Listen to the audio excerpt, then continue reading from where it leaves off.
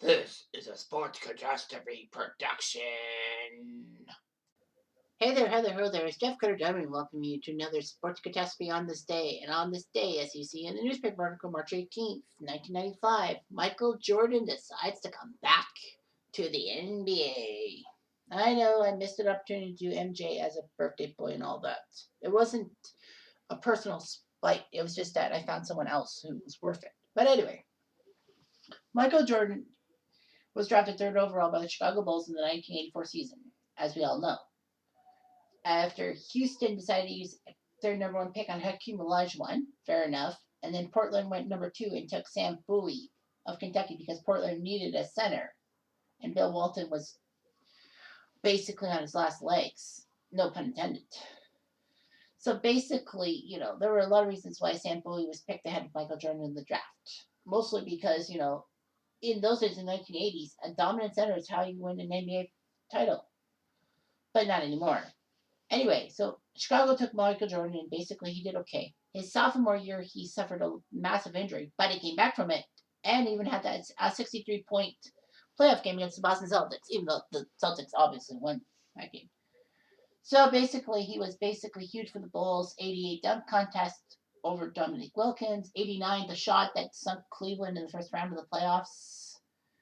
In fact, that shot in Cleveland for the Bulls in Game 5 of the best of 5 first round. It was the only playoff buzzer beater in a winner-take-all game. A lot of people remember about John Stockton, for example, getting a buzzer beater to beat Houston and send the Utah Jazz to the NBA Finals, but that was in Game 6, but a winner-take-all game. And that didn't happen until Kawhi's famous Game 7 quadruple bounce off the backboard for the Raptors against the Sixers in the second round that sent the Raptors to the Eastern Conference Finals and subsequently to the NBA title. So anyway, yeah. So MJ was getting there. And he won his first title, taking down Magic Johnson and the LA Lakers in 1991, which is a mean feat.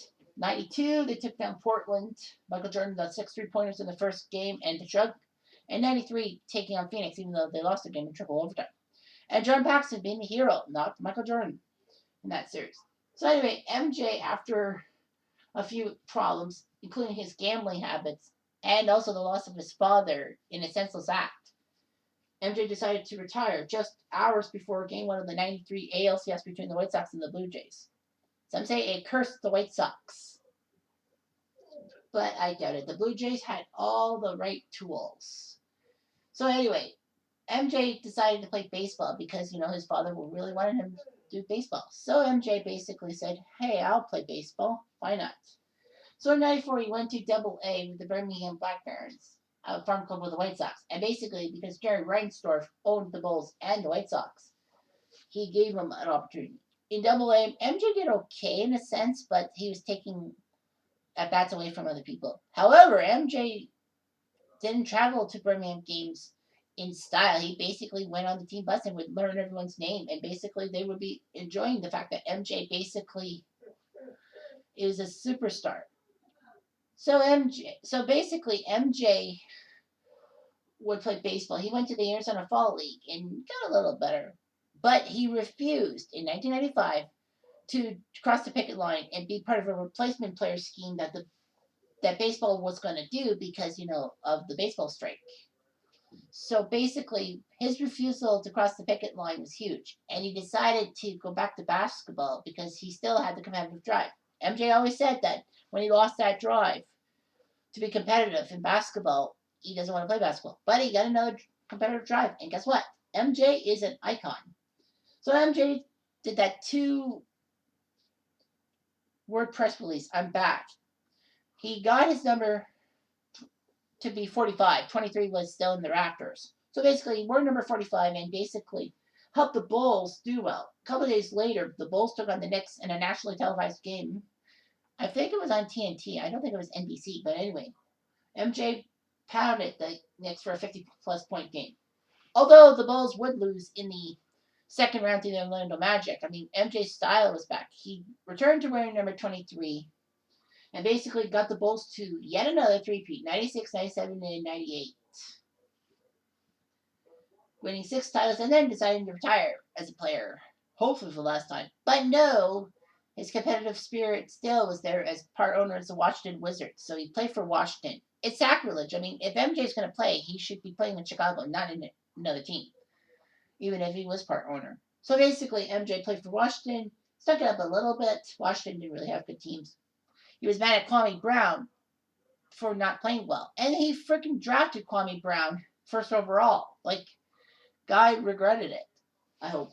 But anyway, MJ was owner of the Charlotte Bobcats for a while, and basically the Bobcats slash Hornets crashed down to earth in his time. He basically burned a lot of bridges with his Basketball Hall of Fame speech.